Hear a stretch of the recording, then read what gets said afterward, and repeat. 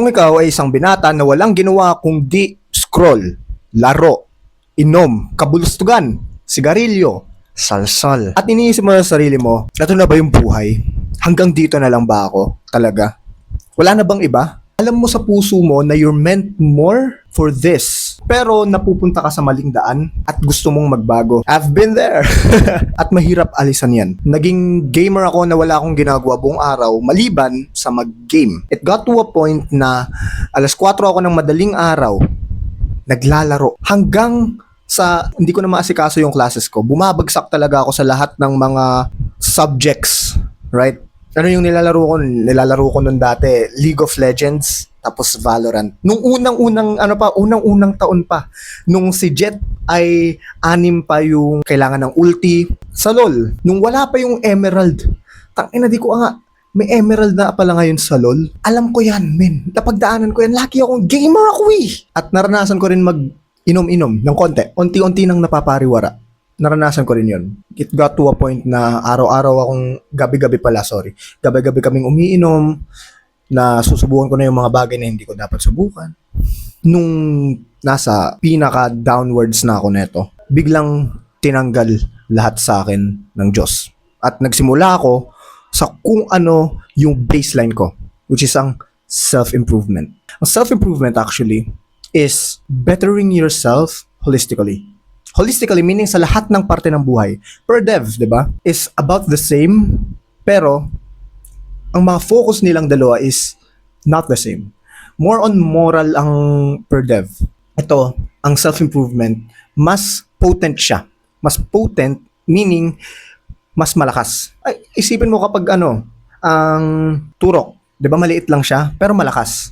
It's the same as self-development. It's potent. Konti lang yung mga pinofocus mo, pero malaking magiging impact sa buhay mo. So, what are these things? Para sa akin, ito yun.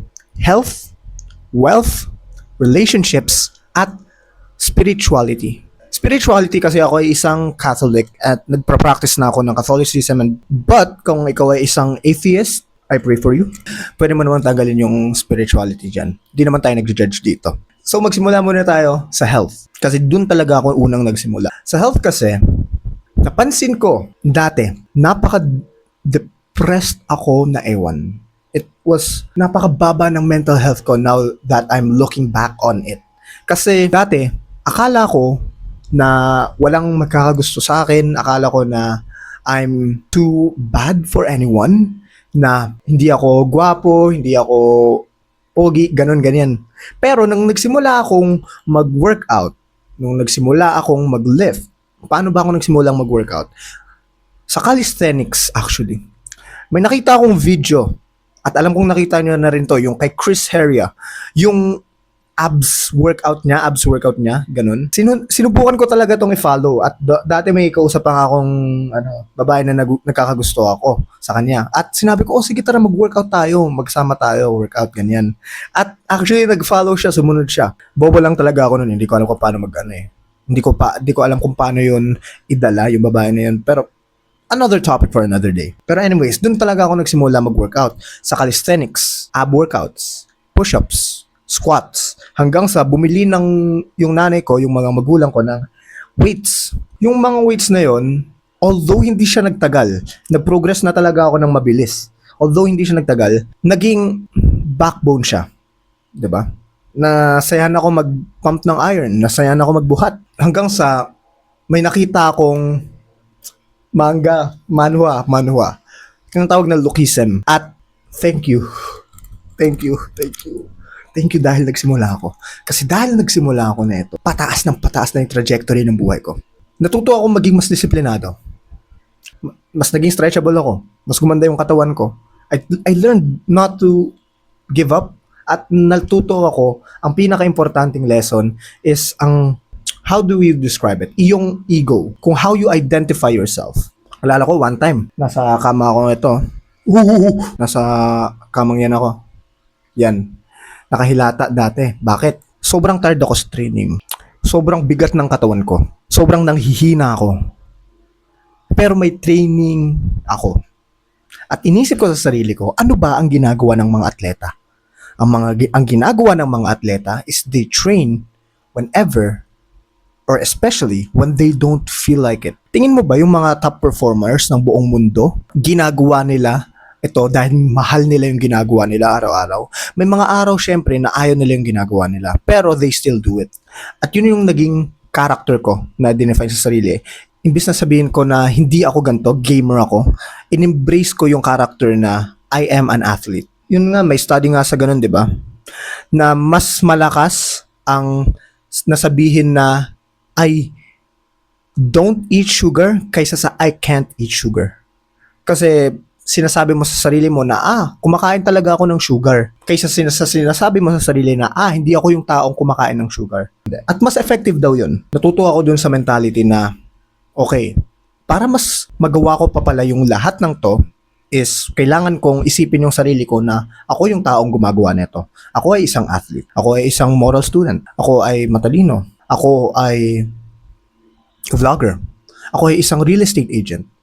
Ako ay isang musician. At it taught me self-belief na hindi matuturo ng iba, ng ibang bagay.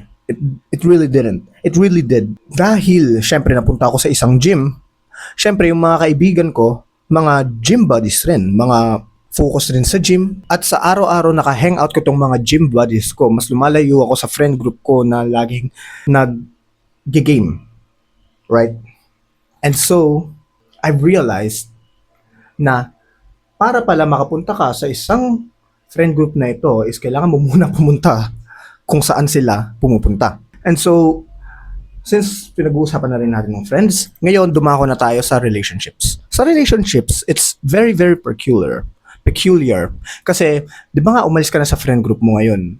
Pero baka wala ka pang qualifications para mapunta sa isang friend group na gusto mo talaga. And so, baka nandito ka sa middle point. At kailangan mong sabihin sa sarili mo na ang middle point na to is kailangan mong itong pagdaanan.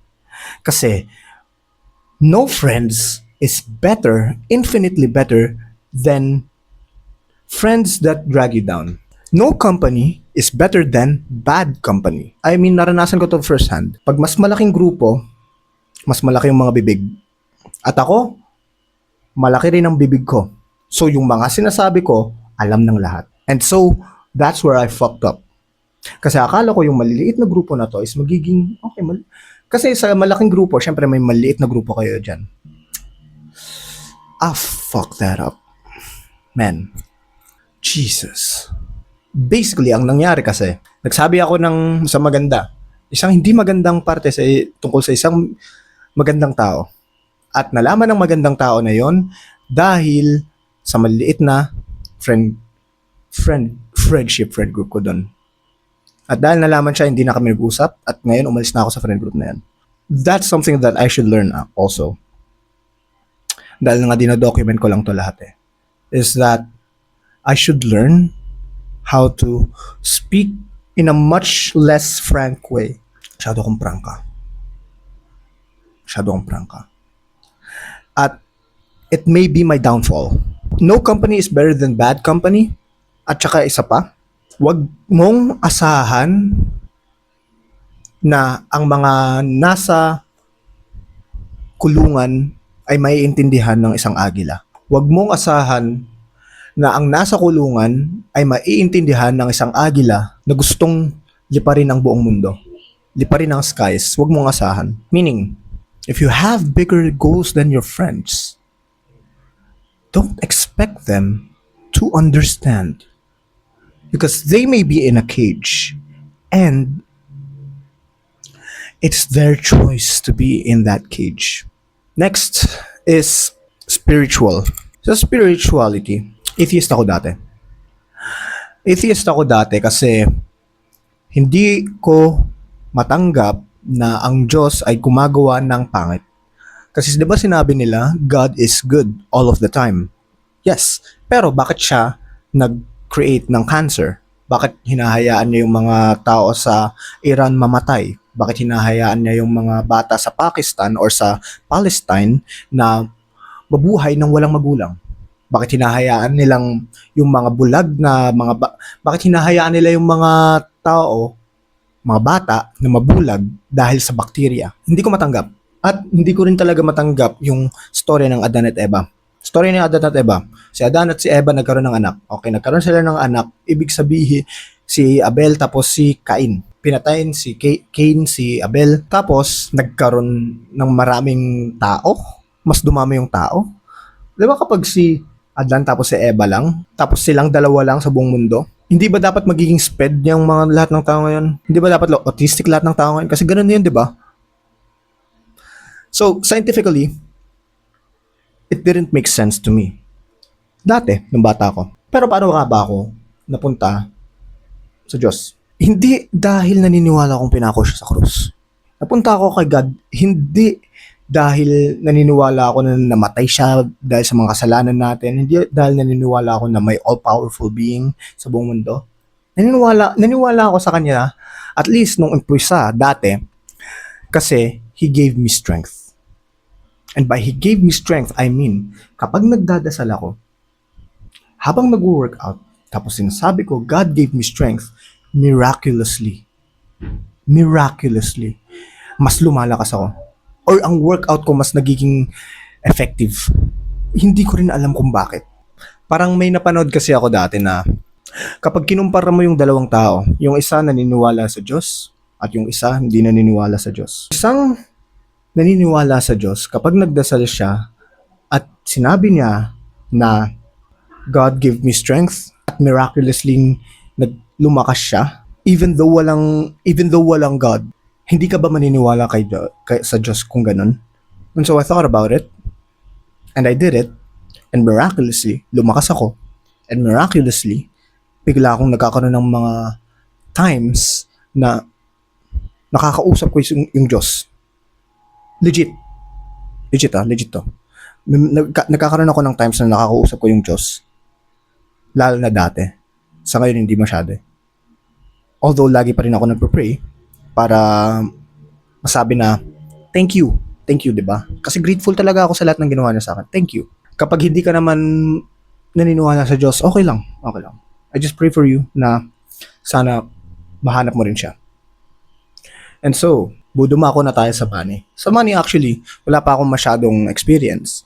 Ang naging experience ko lang is nagtrabaho lang ako sa isang social media company or isang company na may social media at ako yung naging video editor, naging photographer, videographer, scriptwriter nila. Yun lang naman. So, wala pa masyado akong masasabi dito kasi binubuo ko pa lang siya ngayon. Ito na yung next challenge ko. So, practical advices tayo. Yung mga pwede mong gawin ngayon para mag-start kang i-improve ang sarili mo. Unang-una, syempre, do like push-ups or 50 push-ups. Health. Kasi ang push-ups ay isang compound movement. Kung ang compound movement ay isang movement na nag-work ng more than one muscle, ng maraming muscle. Ang push-up, wino-work na is ang chest. Wino-work niya yung chest, abs, triceps, at maganda siyang starter exercises. Sa friends, practical advice sa mga friend is syempre suriin mo ng maayos kung sino yung mga kaibigan na meron ka. Pangalawa, yung mga kaibigan na meron ka ngayon, hindi mo yun kaibigan. Pangatlo, kapag maghahanap ka ng bagong kaibigan, lagi kang humiti. First time meeting, smile. Right? At ito ginagawa ko ito palagi. At sa spirituality, lagi kang mag-pray bago ka kumain. At kausapin mo ang Diyos. At magbasa ka ng scripture, lalo na ikaw, Lance, magbasa ka ng scripture. Okay lang, ina mo. Sa health at sa money, wealth, nasa ina yan kung ano yung diskarte mo. Pero ako, ang naging diskarte ko very recently is starting real estate. I'm gonna be a real estate agent. I actually am already a real estate agent. Or another form, syempre, another tip of advice is ego. Dala mo yung ego mo. At yun. That's about it. That's about everything self-improvement.